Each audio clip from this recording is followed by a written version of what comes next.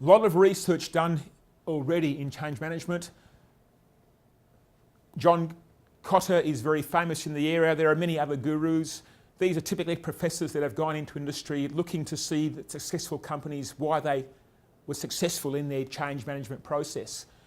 It normally can be summarised in 8 bullet points. I've seen other ones that are in 5 bullet points, but in the end they all contain this requirement.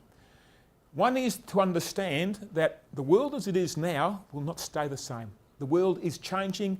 It will always change. It must change. It's the nature of the situation that we're all in. If that change goes against us, we are in trouble. So we have to push up urgency and understanding that we have to move forward.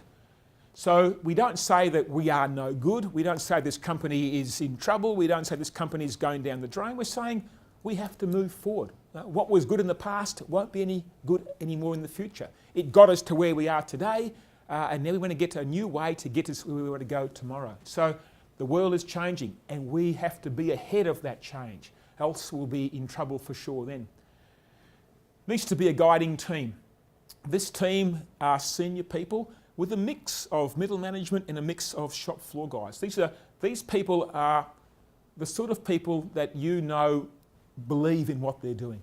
They're going to be competent, trustworthy, and they've got to have the authority to make the change when the decision's made. When this team decides we are going to introduce precision maintenance across every single plant, they do it. They approve the money, the time, the resources, because that is their job to do that. Obviously, this vision is vital. Now, why do we want to do this? Why do we want to go to the moon? Why do we want to build rocket ships? Why do we want to be the leading light in this area? We've got to have a vision there, and then the strategies to achieve the vision, of which Plant and Equipment Wellness feeds into those strategies, become very clear. Simple words, clear picture, uplifting vision. This is the issue of describing Plant and Equipment Wellness in 10 or 15 words. I need a vision that, as soon as I see it, I'm on board. I understand where you're going and I want to be part of that success. Clearly, we have to communicate that vision and strategy in many ways. And it's got to come from the heart.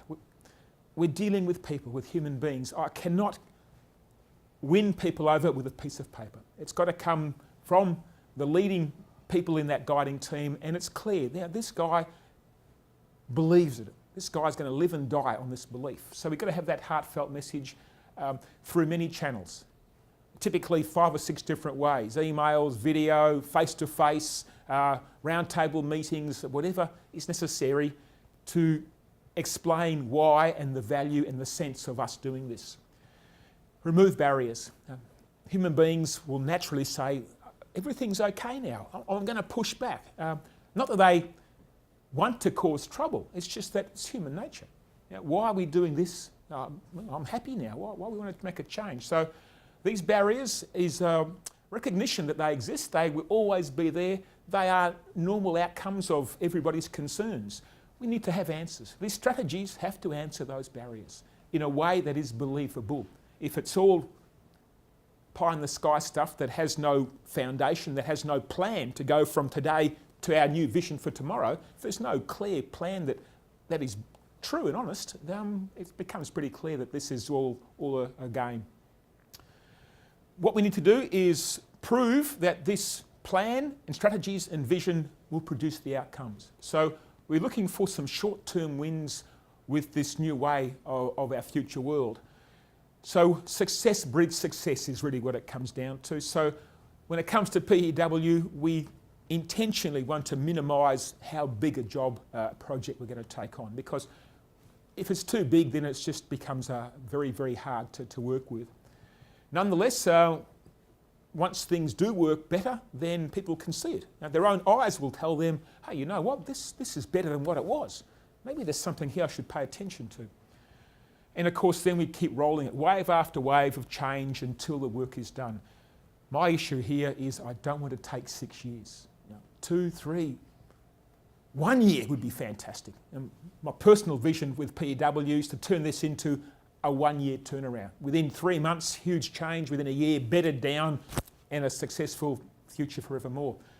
That's part of developing PW into a one best way of delivering reliability and high uptime to companies. Not there yet, but I suspect as people begin to use it and as people find better answers, that model of 2 or 3 years, I think it'll come down to much, much less. Then of course, the secret, the magic, is to make it a habit. Make it a culture of excellence, a culture of reliability. Now I don't need paper. Now it's in my heart. It's in my subconscious.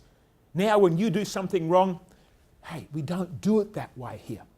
We do it the right way every single time. We measure, we gather data, we prove it, we test, we confirm. We are scientifically approaching our decision making.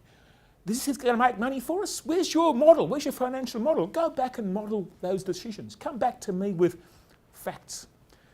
Once people start saying that at the shop floor, to their managers, to their CEOs, then the culture's there, then their thinking is correct. And all this is nothing until the habit is created in the company to do these things automatically. No more fighting, no more barriers. It's what we want to do. Let's move forward. Let's bring the best practice in now. The Japanese have got the best practice. Grab it. Let's make sure we got it right and do it properly. Oh, the Germans are doing it better than us. Let's get over there. The Aussies, hey, they've got a good idea. Let's go get the Aussie guy over here. I'm not going to hang about. There's no time left. There's no time left.